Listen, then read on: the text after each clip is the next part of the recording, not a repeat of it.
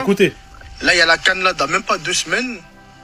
On dirait il n'y a pas de canne, il n'y a pas de buzz, il n'y a rien. Bon, d'après le frérot, la canne n'a pas de buzz apparemment. Revenir sur des faits et seulement des faits. Déjà, pour commencer, il faut savoir que cette canne sera la première diffusée gratuitement au Royaume-Uni, donc on parle de l'Angleterre, Écosse, Irlande, par Channel 4. Ce qui veut dire déjà qu'en termes de visibilité, ce sera bien au-dessus de ce qu'on a l'habitude de voir. En termes de son, si on veut parler d'ambiance, il faut savoir que Red One est en train de préparer le plus gros album all-time de la canne. Ça parle de French Montana, Maître Gims, Distinct et j'en passe. De chiffres, cette canne n'a même pas encore commencé, qu'on est déjà sur 300 millions d'euros de recettes. C'est du jamais vu. 800 000 tickets vendus. 40% de ventes hors Afrique. La première fois de l'histoire, on aura 9 stades dans une canne. C'est du jamais vu. Et en termes d'infrastructure, vous savez très bien ce que vaut le Maroc. Pour ceux qui sont sur place et qui malheureusement ne pourront même pas assister à des matchs, il y aura des fan zones avec des écrans géants dans plusieurs villes. 8 fan zones avec des écrans géants, des activités familiales et j'en passe. Ces fan zones seront ouvertes de midi jusqu'à 1h du matin. Pour la cérémonie d'ouverture, ça parle d'une cérémonie type Coupe du Monde. Bref, tous les acteurs là sur les réseaux sociaux qui disent qu'il n'y a pas de buzz, blablabla. Les gars, il s'agirait de